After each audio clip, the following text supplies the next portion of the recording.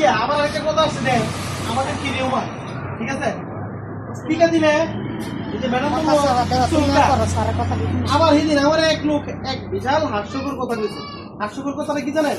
আমার কথা শুনেন, ভিডিওর দিকে তাকাইন না। আমারও ভিডিও করতেছে, আমি তো আপনার দিকে তাকাই দিচ্ছি।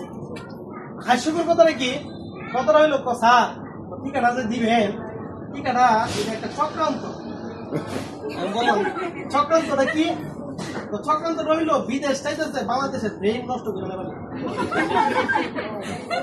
তারপরে ইন্ডিয়া থেকে আসছে আর ভাই জি জি ঠিক আছে, এরা কিন্তু টিকাদান কেন্দ্রের লোক, জানতাম না যে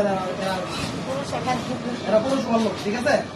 এখন দেখেন তো ওই লোক আমার কি তথ্য দিয়ে গেছে, আমি বললাম এটা করি সমাজে নষ্ট করে না, আমি আঞ্চলিক কথাই বললাম, শুদ্ধর বললাম না। এই কারণে বলতেছি আপনারা যে যে মনের ভিতরে যে ধারণা পোষণ করেন আপনারা, এই ধারণা রাখেন না। এই কারণে এই হয়েছে, এই কারণে এই হয়েছে, এই কারণে সব ক্ষেত্রে এগুলি করেন না, ঠিক আছে? দেখবেন ইস্কি আইলে অনেকে ছুঁয়ে দেয়, অনেকে পানি খাও, দেখবেন গলা দিয়ে যখন একটু কাশি খাওয়ার সময় আমার গলা দিয়ে দুইটা রক। আসলে আপনারা ঠিক আছে আসছিলাম না, আজকে আমার প্রয়োজনীয় কথা বলতে আসছিলাম। মন চাই আপনারা নিয়ে মিটিং করি বিভিন্ন সময়, কিন্তু আপনারা কম আসেন বিদায় করি না। গলা দিয়ে দুইটা আমাদের রগ আছে, একটা খাদ্য নালী আর একটা শ্বাসনালী, জানেন কিনা জানেন?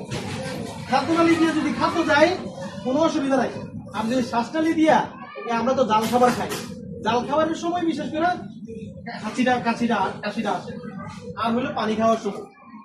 ওই চিকন নালীটা দিয়ে যদি আমাদের ইয়া যায় এই শ্বাসনালী দিয়ে, তখন আমাদের একটু আসে, তখন কেউ আমরা ছুঁয়ে দিই, কেউ একটু কেনাদানি মনে করছে,